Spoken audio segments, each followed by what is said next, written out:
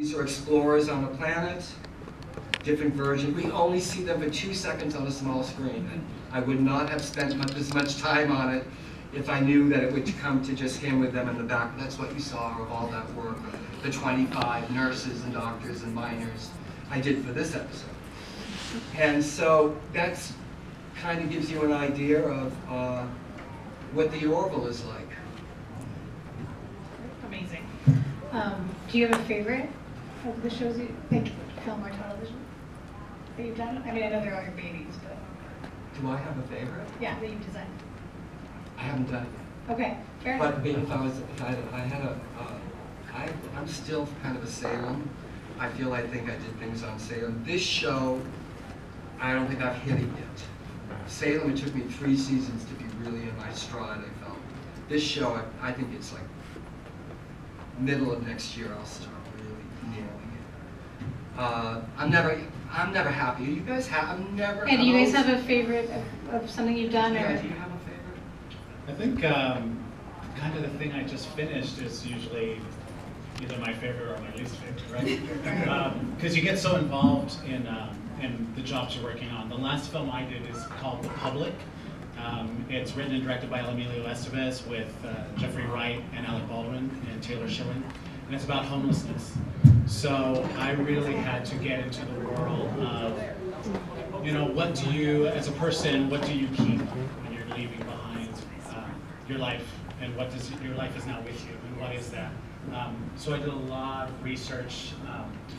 I was here, I was in Baltimore, because it was last Thanksgiving that I got the job. We filmed it in Cincinnati, and I worked a lot with homeless people and talked with a lot of homeless people, and asked, there was the man who still was wearing his wedding ring, and he said, well, I didn't break my vow. And that was such a heartbreaking little piece. So I actually created a book. I asked for if I could take people's pictures, had a book, and every background person in my movie is based on the person I've been. So that right now that's my favorite thing. And I would give those pictures to the background person and tell them their story. So that as a background actor, they came kind of with something other than show up here at 7 o'clock. They had a story to tell as well. How about you, Jennifer? Do you have a... One thing that I loved, no one will ever get to see, sadly, but that happens a lot in our business, where it was for the creators of the Power Rangers. It was a new pilot that half of it took place on Earth and half of it took place on another planet. And the aliens in the show had been kidnapping people from Earth from throughout all of time. So in a Doctor Who kind of way, I got to, make up aliens. I got to make up tribes from, the States and all over the world, and it was a really fun land to be in. I'm so sad that no one will ever see it. So you did that, and I think you did Power Rangers, the movie. I did the movie in Australia back in the early 90s. And I did the Kamen Riders, which is like the sister of that, so there's 3 of the... What's your Power Rangers? Can you have I'm actually supposed to be doing something coming up. so the 4 of us will have the same. Sentai and Power Ranger combination. But that's the great part of it. They had a temporary component, and then you did the alien or the superhero stuff. Yeah. So I'm going to open it up. Each of you, when you guys realized you wanted to be a costume designer, did you guys know, growing up, or go through school? Or you knew? No, I was making costumes. I came to LA, I was going to school to study architecture. I was a fashion designer in New York. I was over New York in the fashion world, and I came here and I was a kid, and I just was making costumes with Sharon Day, and we talked about that. And this lady drove up in this brand new Mercedes, and she got out and she was dripping on this beautiful jewelry. I said, who is she? And he said, oh, she's a costume designer. I quit. I quit that day. And and then 30 days later I was designing a show. Because I came from a fashion designer, but I said, if she can do it, I can do it. And he's wearing all of her jewelry. Her name is Judy Evans. Do you know who she is? Golden Girls. Yeah. What about you, Jennifer? Did you know? Well, I've been designing clothes ever since I could hold a crayon, but sadly, I didn't even know, like, understand the costume design world until later in my teens when I started to get into theater and everything. And at that point, I had wanted to act, but I was also interested in fashion design. And one of my instructors was like, you know, why don't you try costume design in your show? And because they'd seen my drawings, they'd seen my artwork, and they knew how anal retentive I can be and a perfectionist.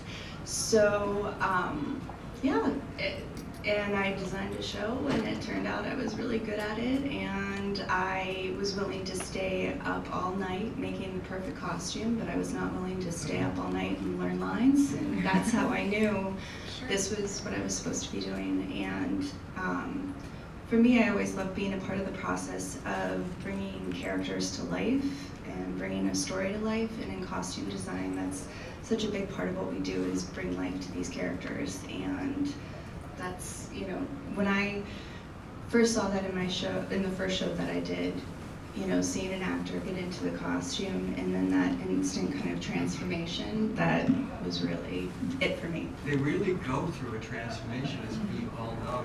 They really see a change in their personality. Yeah, there's something that happens when they're looking at themselves in the mirror. Especially that kind of washes over them. Yeah. And they whether go it would be from like there. a homeless costume would be a great one to change, or I'm doing Salem where they're in corseted beaded gowns. That completely the corset changes. I have to say, in just regular contemporary clothing, you know, I did Ray Donavon the first few years, and you have Leo Schreiber who comes in jeans and a t-shirt, looking kind of like a guy who just works out a lot, and then he puts on the tailored clothing, and they can change the way they stand, and he becomes this fixer, this LA fixer. So it's everything we do, containment, everything. It's just because they're being somebody new and someone different.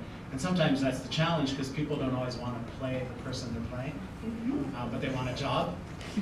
So that can be challenging, but that is the magic of our job, is being in that room when they make that change.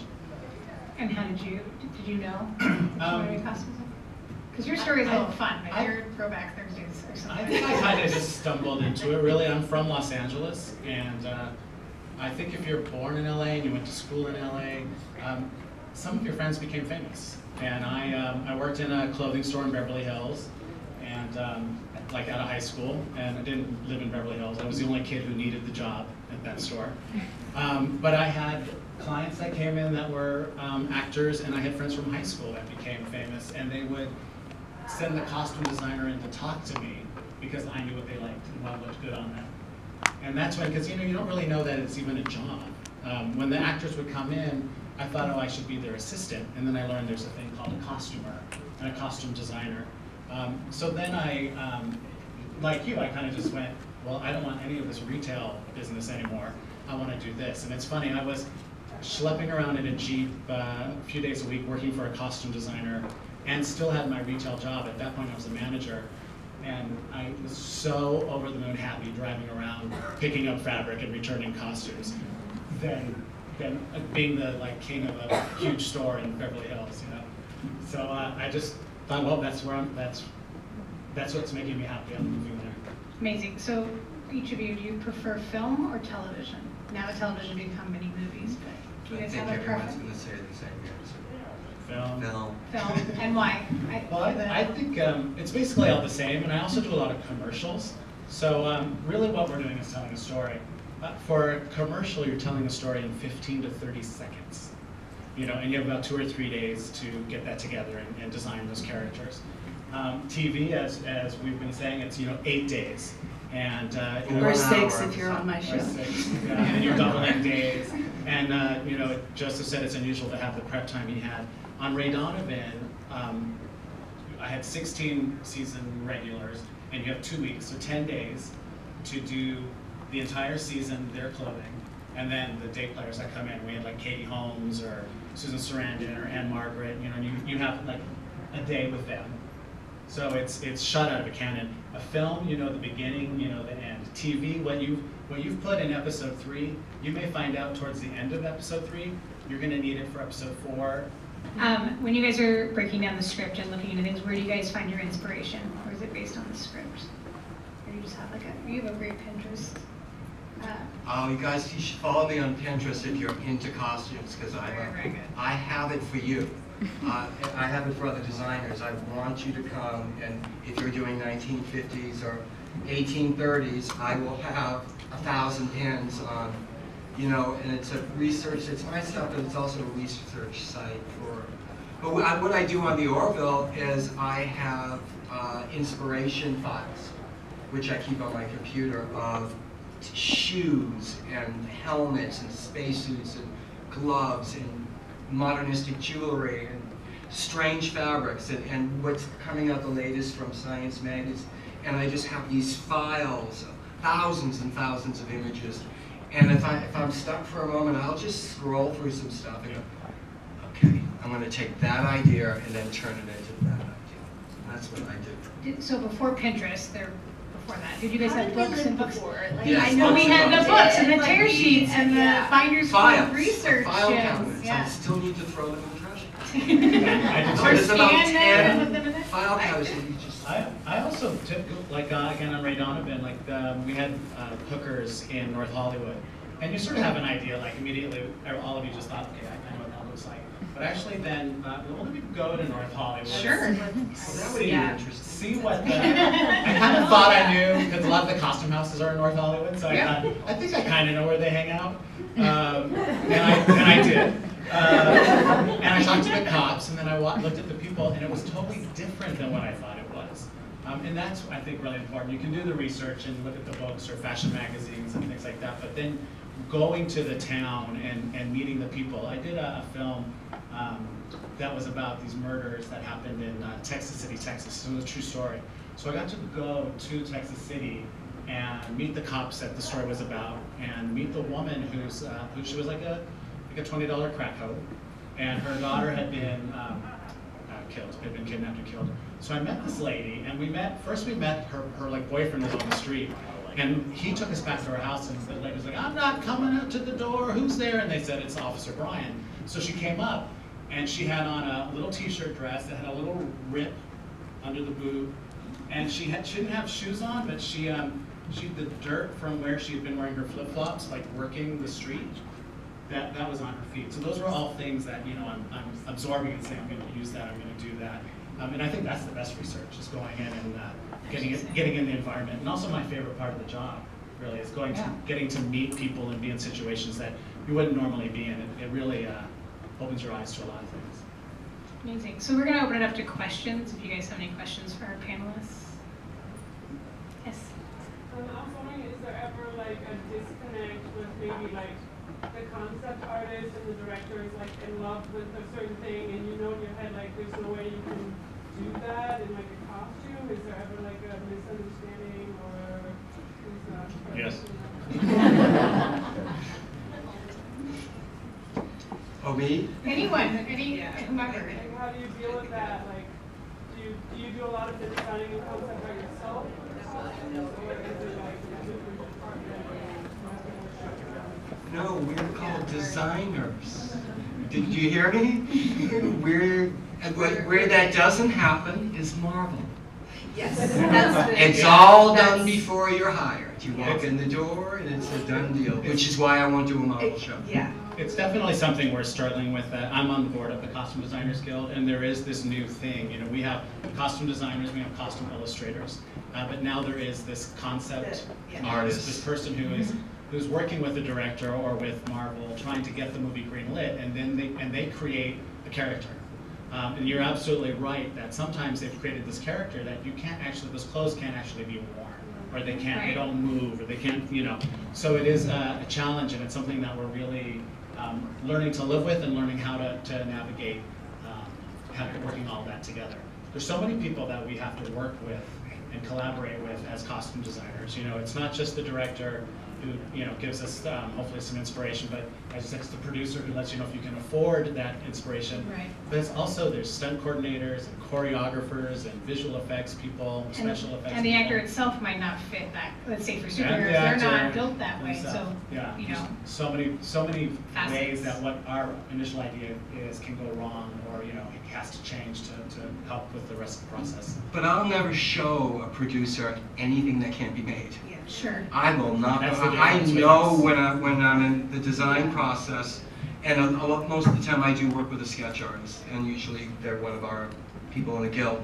But if I'm showing the 5 or the 6 of whatever it is, we went through this with spacesuits. We only see it for 1 second on the pilot, but it cost us $75,000 for that little thing.